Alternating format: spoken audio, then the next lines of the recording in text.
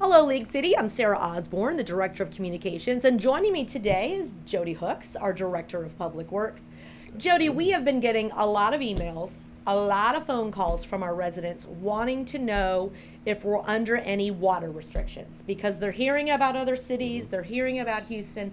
So let's talk specifically about what's happening in League City right now when it comes to any water restrictions. Sure, and that's a great question, considering the summer we're having, the heat we're experiencing right now. But, a good explanation right now is our water system here in League City is really performing well. We're maintaining everything that's key to us as far as delivering water, storage tank levels, maintaining regulatory compliant system pressure across the city. All of that is going well, and another key component of our decision to implement any stages of our drought contingency is the state of our water supply. So in our case, in League City's case, the supply is basically the Brazos River and the Trinity River. And there are people watching those levels every day, and we monitor that, and as long as those levels are okay at this point, then we'll continue to kind of stay in the state we're on. So there are other cities in our area that are under water restrictions, Houston being one of them. I think they're That's under true. mandatory restrictions. Yes. So people are, well, if they are, Right. why aren't we? They're just up the road. We have the same heat. We're having the same drought. What's the difference? So that's another great question. A lot of the cities you see implementing drought contingency now are due to other issues besides the weather, mainly due to water line breaks. Oh, yeah. If when your water line breaks get to a point where you can't manage them, then that impedes your ability to maintain pressure. And so a lot of the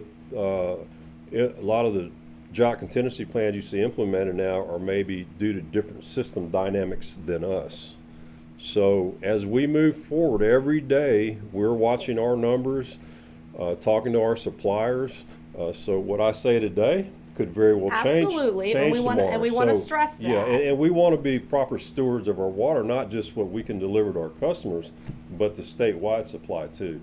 And so we're conscious of that. The Gulf Coast Water Authority, who is our water purveyor, they monitor supply issues every day, as does the city of Houston and the Trinity River. So as I keep saying, there's a lot of components to where we're at today, but our system is performing well today, and a lot of that is due. The city in the past 10 years has had a significant capital investment in water infrastructure. Yeah. So We've made we're- so many improvements in the Yes. last 10 years. So right now, I would say we're reaping the rewards for that, and we still want to be proper stewards of our water supply.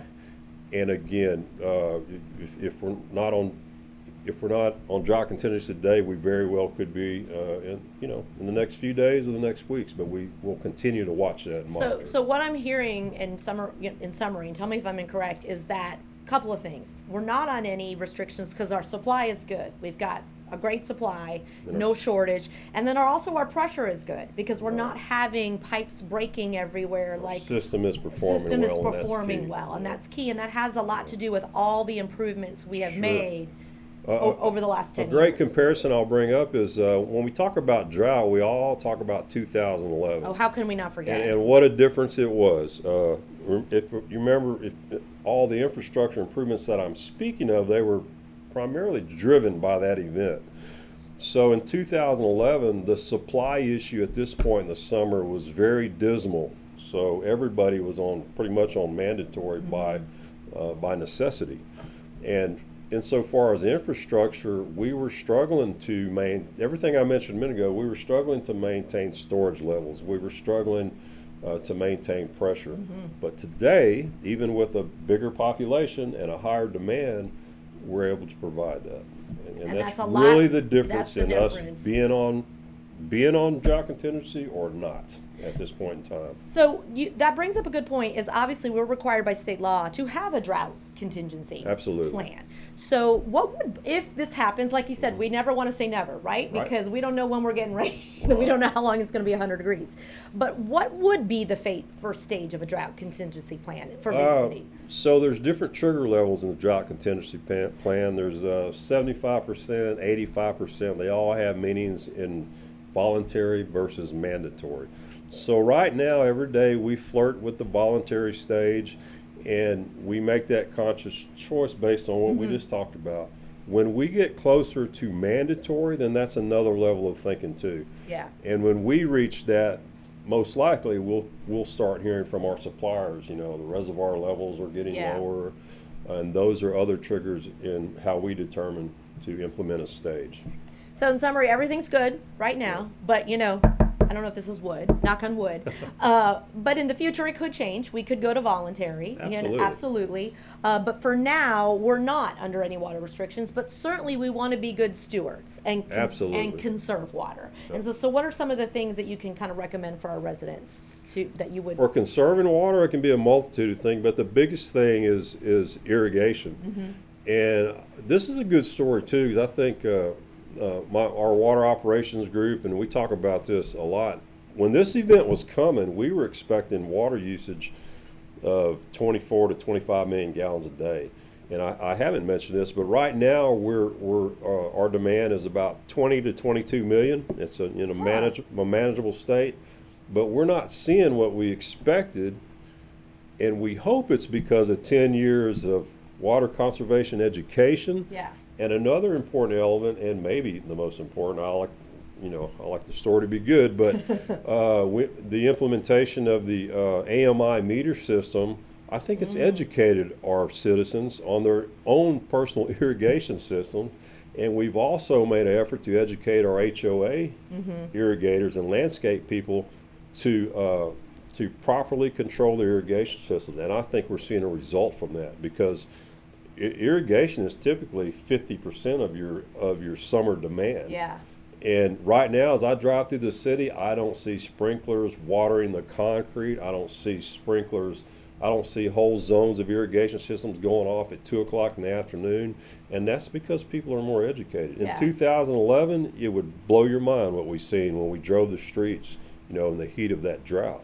Yeah. So I think there's been a lot of improvements over the years, but anything people can do to control their irrigation efforts, running inside, there's a million things you can do as far as running your faucets and responsibly. Oh, I mean, of course, it's like, don't have the water running when you brush your teeth, or don't have the water running, when you're just washing and irregardless dishes. if we're not on any stage of our drought contingency today, I would encourage everybody to practice water conservation. Yeah. Because that's probably why we're not today, is everybody's help across town. Well, so then kudos to not our ju- residents, because we have Absolutely. seen a difference in the last couple of years Absolutely. since we've started pushing water conservation. Well, Jody, thank you. I want to say I hope I don't see you again in the next week or two, telling always me look forward to seeing you, but that we yeah. might have voluntary or mandatory. I don't expect to. I hope not to. Yeah. But if so, if we need to do any sort of voluntary or mandatory, we of course will put it on our Facebook page, on our website.